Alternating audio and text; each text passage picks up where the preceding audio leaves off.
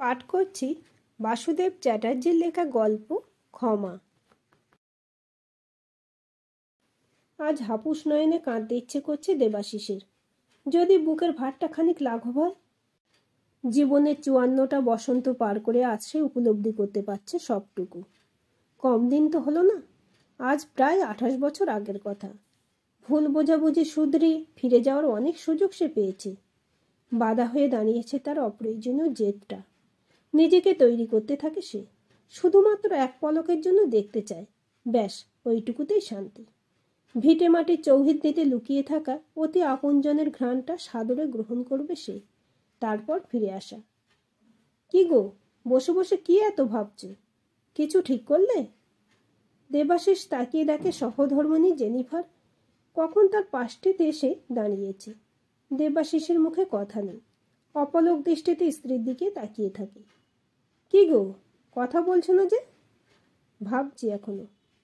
সমস্ত মান অভিমান ভুলে তুমি একটিবার যাও। আগেও আমি তোমাকে অনেকবার বলেছি, কথা শোনোনি। একবার কাছে গিয়ে দাঁড়ালেই। ওসব কথা থাক জেনিফার, শুনতে ভালো লাগছে না। জীবনে টানাপোড়েনের খেলাতে বিধ্বস্ত মানুষটা থামিয়ে দেয় জেনিফারকে। মানসিক টানাপোড়েন হয়তো আর নেওয়া যাচ্ছে না। গোড়া হিন্দু ব্রাহ্মণ পরিবারের সন্তান দেবাশিস মুখার্জি। বাবা রামগোপাল মুখার্জি, মা চারুকলা মুখার্জি। বাঁকুড়ার এক বর্ধিষ্ণু গ্রাম রাধামোহনপুর, সেখানেই বড় হওয়া দেবাশিস মুখার্জির।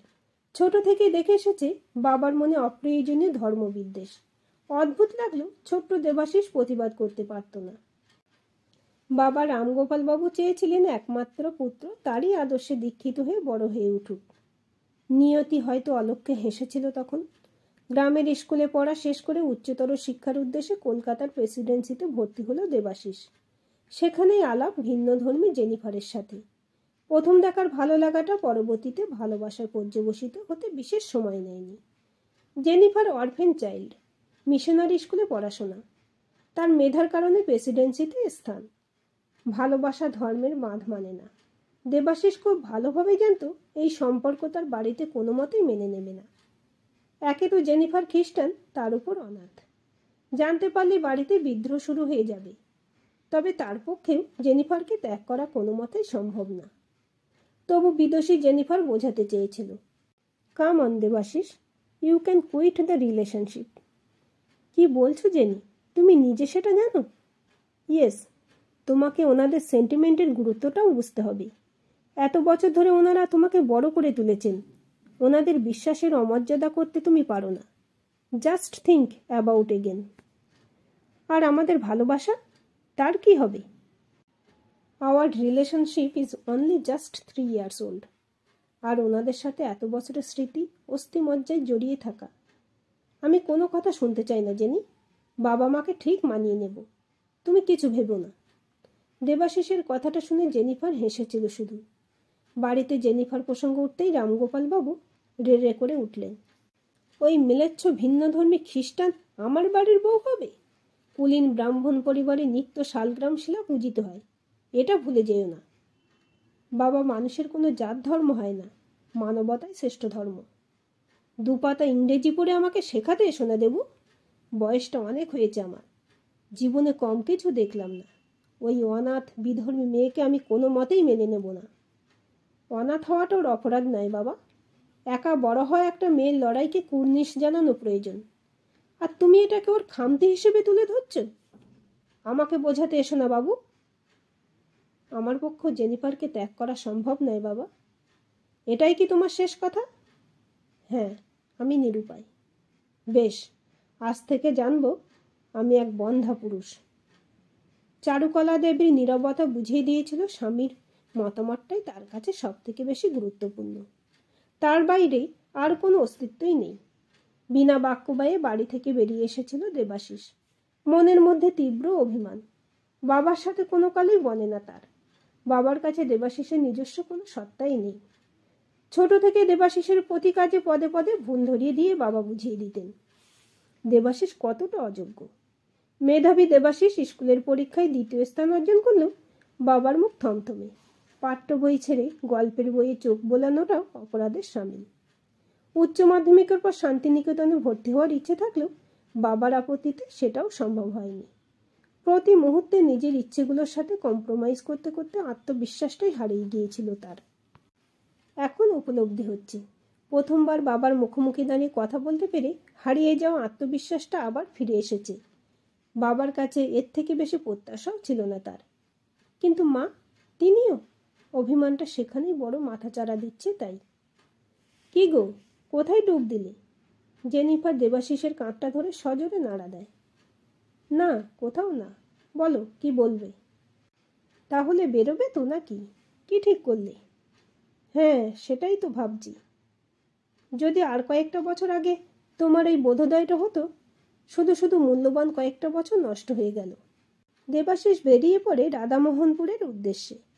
কলকাতা থেকে পথ কিছু কম নয়। রাত্রে চক্রধরপুরটা ধরতে পারলে ভোর নাগাদ বাঁকুড়া পৌঁছে যাবে। সেখান থেকে বাস ধরে রাধামোহনপুর, ফিরতি পথে চক্রধরপুরেই আবার কলকাতা ফিরে আসবে। কলকাতার ভাড়া বাড়িতে জেনিফারকে নিয়ে সংসার পাতল দেবাশিস। ছোট্ট সংসার, সুখী সংসার। খ্রিস্টান জেনিফারও ধীরে ধীরে আদর্শ বাঙালি গৃহবধূ হয়ে উঠতে লাগলো। 2 বছর পর জেনিফারের কোল আলো করে এলো তাদের ভালোবাসার ফসল অরিজিৎ, দেবাশিসের আদরের বাবু, খোকন। রামগোপালবাবু আর কোনো যোগাযোগ রাখেননি, আর দেবাশিসও যোগাযোগ রাখার চেষ্টা করেনি। পুরোটাই হয়তো ফেলে আসা অতীত। শুধু বুকের খাঁচাতে কয়েকটা গভীর আঁচড়, বাকিটা অস্তিত্বহীন। বাবার প্রথম চিঠিটা এসেছিল বিয়ের 5 বছর পর। হয়তো কোনো বন্ধুর কাছ থেকে দেবাশিসের কলকাতার ঠিকানা জেনেছিলেন। রামগোপালবাবু দেবাশিসকে যেতে বলেছিলেন, তবে একা, সস্ত্রীক নয়। জেনিফারের জন্য ওই বাড়ির দরজা চিরকালের জন্য বন্ধ। অপমানটা বড় বেশি বুকে বেজেছিল দেবাশিসের, জেনিফারের জন্য। তাই জেনিফারের বারবার যেতে বলা সত্ত্বেও দেবাশিস কর্ণপাত করেনি। এরপর রাধামোহনপুর থেকে চিঠি আসাটা বেশ নিয়মিত হয়। চিঠির প্রতিছত্রে এক বৃদ্ধ বাবার যন্ত্রণার কাহিনীও দেবাশিসকে তার জেদ থেকে টলাতে পারেনি। এত জেদ, নাকি পুরোটাই অভিমান? বৃদ্ধ বাপের যন্ত্রণায় প্রলেপ দেওয়ার চেষ্টাই করেনি দেবাশিস। বাবার একটা চিঠিরও উত্তর দেবার প্রয়োজন মনে করেনি সে। এরপর চিঠি আসাতে খানিক বিরতি। ছেলের অবহেলাতে বৃদ্ধ বাবার আবেগের স্রোতটাকে খানিক স্তিমিত করেছিল হয়তো। তারপর কয়েকটা বছর পর এসেছিল একটা চিঠি, চারুকলা দেবী গত হওয়ার সংবাদ দিতে। জেনিফার কেঁদে পড়েছিল স্বামীর কাছে। এবার অন্তত সব ভুলে বাবার পাশে দাঁড়াও, কর্তব্যটুকু পালন করো। মাতৃদুগ্ধের ঋণ শোধ করা যায় না, তবু বলবো যেটুকু সুযোগ পেয়েছ সুদে আসলে মিটিয়ে দাও। যেখানে তোমার কোনো স্থান নেই সেখানে আমি যেতে পারবো না জেনিফার। মা নেই, তুমি বুঝতে পারছো ব্যাপারটা? এই খবরেও তোমার চোখ অশ্রুহীন। তুমি কি পাগল হয়ে গেছো, নাকি অনুভূতিহীন? তবু এক আদর্শ স্বামীর দৃঢ়চেতা ভূমিকা জেনিফার বদলাতে পারেনি। দিনক্ষণ মেনে কলকাতার বাসাবাড়িতে মায়ের ক্রিয়াকর্ম নিজের মতো করে সম্পন্ন করেছিল দেবাশিস। রাধামোহনপুর থেকে কলকাতার উদ্দেশ্যে শেষ চিঠি এসেছিল 5 বছর আগে। রামগোপালবাবু তখন ভীষণ অসুস্থ। খোকন, আমার শেষ আশ্রয় হয়ে উঠতে পারিস না বাবু? জানিস, বড্ড মনে পড়ে তোর কথা। তোর ছোট্ট থেকে বড় হওয়া, আদো গলায় বাবা ডাকটা বড্ড শুনতে ইচ্ছে করে। ফিরে আয় খোকা, বৌমা নাতিকে নিয়ে আমি সব মেনে নেব। বুঝি রে, বড্ড দেরি করে ফেলেছি। জীবনের শেষ বেলায় উপলব্ধি করলাম মানবতাই শ্রেষ্ঠ ধর্ম। আমার ভুলের কোনো ক্ষমা নেই। আমার স্থাবর অস্থাবর সমস্ত সম্পত্তি তোরই। এসে দায়িত্ব বুঝে নে বাবা। যখের দহন আর আগলে রাখতে পারছি না। তোর বাবা। ব্যাস, এইটুকুই। জবাবটাও তস্য ক্ষুদ্র ছিল দেবাশিসের। প্রথমবার বাবার চিঠির উত্তর দিয়েছিল সে। এই একাকিত্ব আপনার প্রাপ্য। আপনার সম্পত্তিতে আমার অধিকার বা লোভ কোনোটাই নেই। আপনার মতো করে বিলিয়ে দিন। কয়েকদিন পর এসেছিল রামগোপালবাবুর জবাবটা। জবাব না বলে করুণ আরতি বলাটাই ঠিক হবে হয়তো। ভগবান না করুন তোকে কোনোদিন এই দিন দেখতে যেন না হয়। রক্তের সম্পর্কের সাথে মানসিক টানাপোড়েন যে কী জিনিস একদিন বুঝবি বাবা। তুইও তো বাবা হয়েছিস। বাবা হওয়া খুব সোজা নয় বাবা। ভালো থাক তোরা, সুখে থাক। সেটাই শেষ।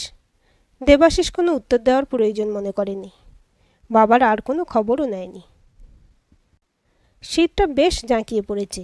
টুপিটা দিয়ে ভালো করে কান দুটো ঢেকে নেয় দেবাশিস। হুইসেল বেজে গেছে। ট্রেন ছাড়বে এবার। চায় চায়, গরম চায়। হকারের আওয়াজ। ঠান্ডার কারণে এই মুহূর্তে শরীর ও মন এক কাপ গরম চায়ের খোঁজ করছিল। মাটির ভাঁড়ে গরম চায়ে চুমুক দেয় দেবাশিস। বাবার কথাটা হয়তো অক্ষরে অক্ষরে ফলে গিয়েছে দেবাশিসের জীবনে। তার একমাত্র ছেলে অরিজিৎ বড় আদরের বুকের ধন। অতীত বর্তমান হয়ে বারবার ফিরে আসে। ক্ষুদ্র ক্ষুদ্র জিনিস নিয়ে ছেলের সাথে মতবিরোধ। ছেলে পূর্বে চলে তো দেবাশিস পশ্চিমে। উচ্চ মাধ্যমিকে ব্রিলিয়ান্ট রেজাল্ট করার পর দেবাশিস চেয়েছিল ছেলে ডাক্তার তৈরি হোক। অরিজিৎ বাবাকে স্ট্রংলি ডিনাই করে ইংরেজি সাহিত্য নিয়ে ভর্তি হলো। দেবাশিস আত্মনাদ করে উঠেছিল। অরিজিতের সিদ্ধান্ত থেকে তবুও তাকে টলানো যায়নি। ছেলের ভবিষ্যতের কথা ভেবে বুক কেঁপে উঠেছিল দেবাশিসের। বাবা হওয়াটা ভীষণ শক্ত। ছেলে বড় হওয়ার পর উপলব্ধি করেছিল দেবাশিস। বাবার চোখে চোখ রেখে যেদিন অরিজিৎ জানালো তার ক্লাসমেট নির্মলের সাথে সম্পর্কের কথা, সমকামিতা এত দূর, সেদিন প্রগতিশীল দেবাশিসের বুকটা তো বিঁধেছিল তীব্রভাবে। কেঁপে উঠেছিল সে। বড্ড বেশি মনে পড়ে যাচ্ছিল বাবার শেষ চিঠির কথাগুলো। দেবাশিস মেনে নিতে পারেনি ছেলের এই সম্পর্ক। তার মনে হয়েছিল এটা ছেলের এক ধরনের মানসিক বৈকল্য বা ছক ভাঙার প্রচেষ্টা। চেষ্টা করেও ছেলেকে আটকে রাখতে পারেনি দেবাশিস। আপন জগৎ সাজানোর উদ্দেশ্যে নির্মলের হাত ধরে পাড়ি দিয়েছিল অজানার উদ্দেশ্যে সুদূর লন্ডন, কেমব্রিজের অধ্যাপক হয়ে, বাবা মায়ের সঙ্গে সমস্ত সম্পর্ক ছিন্ন করে। বাবা ও ছেলের সম্মুখ সমরে জেনিফার শুধুই নীরব দর্শক। অরিজিৎ আর ফিরে আসেনি। দেবাশিসের উপলব্ধি এই কষ্টটা তার ভীষণ প্রাপ্য ছিল। অযত্নে বা সযত্নে লালিত করাটাই কাম্য। সারা রাত ট্রেন জার্নির ধকল, ঠিকঠাক ঘুমটাও হয়নি। বেশ ক্লান্ত বোধ করছে দেবাশিস। রাধামোহনপুরের বাস স্টপে বাসটা যখন এসে দাঁড়ালো তখন বেলা প্রায় 10টা। ঝকঝকে রোদ উঠেছে। বাল্যকালের স্মৃতিগুলো হৃদয়ে অনুরণিত হচ্ছে তার। চেনা মাঠ, ঘাট, পুকুর, হিজল গাছের জঙ্গল, শীতল ছায়া মুগ্ধ চোখে দেখে চলেছে দেবাশিস। ছেলেবেলার নস্টালজিয়া পৌর দেবাশিসকে ছেলেবেলার দেবুতে পরিণত করেছে। গ্রামে বেশ কিছু বদল ঘটেছে। আধুনিকতার ছোঁয়া পড়েছে খানিকটা। তবে চেনা স্বাদটা নোনতা হয়ে যায়নি এখনও। প্রায় 28 বছর পর 3 মহলা বাড়িটার সামনে গিয়ে দাঁড়ায় দেবাশিস। সামনে বিস্তৃত উঠোন, আগের মতোই। বসতবাড়ি সমেত সব মিলিয়ে প্রায় 2 বিঘা জায়গা। কচি কাঁচাদের কলকাকলিতে ভরে রয়েছে জায়গাটা। মূল বাড়িটারও খানিক পরিবর্তন হয়েছে। পাশে আরও একটা বিল্ডিং উঠেছে। কাউকে খুঁজছেন আপনি? দেবাশিস তাকিয়ে দেখে একজন যুবক, বয়স হবে 25-26, তার সামনে দাঁড়িয়ে। হ্যাঁ, মানে এই বাড়িটা, এটা স্বর্গীয় রামগোপাল মুখার্জির বাড়ি। তিনি তাঁর স্থাবর অস্থাবর সম্পত্তি মিশনকে দান করে দিয়েছেন। শর্ত ছিল একটাই, এখানে গড়ে তুলতে হবে মিশনারি স্কুল আর ছাত্রছাত্রীদের থাকার আবাসিক, মেনলি অরফেন চাইল্ডদের জন্য। তিনি, দেখুন, আমি এখানে শিক্ষকতা চাকরি নিয়ে সবে 2 বছর হলো এসেছি। খুব বেশি কিছু জানিও না, তবে শুনেছি 5 বছর আগেই তিনি গত হয়েছেন। শেষ সময়টা একাকিত্বের যন্ত্রণা তাকে দগ্ধ করেছে তীব্রভাবে। ওনার একমাত্র ছেলে নাকি কলকাতায় থাকেন, তবে বাবার সাথে সম্পর্ক রাখেনি। দেবাশিস বিমূঢ়। 2 চোখ বেয়ে নেমে আসছে নোনা জলের ধারা। সব কিছু ঝাপসায়, সমস্তটাই এখন বানভাসী। স্থানুর মতো সেখানেই দাঁড়িয়ে থাকে দেবাশিস। সময়ের দিকে ভ্রুক্ষেপ নেই। সূর্যোদয় পশ্চিমে ঢলে পড়তে শুরু করেছে। বাবা গো, তুমি তোমার ধর্মের খোলস ছেড়ে বেরিয়ে এসে প্রমাণ করে দিয়েছ তোমার মহানুভবতা। অনাথ জেনিফারকে তোমার এই বৃহৎ কর্মকাণ্ডের মধ্যে দিয়ে স্বীকৃতি দিয়ে গেলে। আমি তো সেই সুযোগটাই পেলাম না বাবা। করজোড়ে ক্ষমা চাইবার যোগ্যতাটুকু আমার নেই। তোমার কথাই ঠিক, আজ বুঝতে পারি বাবা হওয়া অতটাও সোজা নয়। পারলে ক্ষমা করো। হয়তো ক্ষমা পাওয়ার যোগ্যতাটুকু আমার নেই, নিজের মনে বিড়বিড় করে দেবাশিস। নত মস্তকে পথে ধুলো মাথায় নেয় সে। এই পথ ধরেই যে একদিন পিতা নামক ঈশ্বরের ছিল অবাধ যাতায়াত। হাতের তালুতে পথের ধুলো মুঠো ভরে নিয়ে সযত্নে গচ্ছিত রাখল নিজের কাছে। এক পুত্র, থরি, এক অসহায় পিতা আর এক পিতার কাছে সমস্তটুকু উজাড় করে ক্ষমা প্রার্থনা চাইছে। ক্ষমা কি পেল? কে জানে, হয়তো, আবার হয়তো বা পুরোটাই হৃদয়ের উপলব্ধিতেই ধরা থাক না হয়। বেলা শেষের অস্তমিত রবি তখন জানান দিচ্ছে এবার শুরু হবে সন্ধ্যার প্রহর গোনার পালা। আজকের এই গল্পটি আপনাদের কেমন লাগলো কমেন্ট করে জানাবেন। ভালো লাগলে অবশ্যই একটা লাইক দেবেন আর চ্যানেলটি সাবস্ক্রাইব করে সাথে থাকবেন।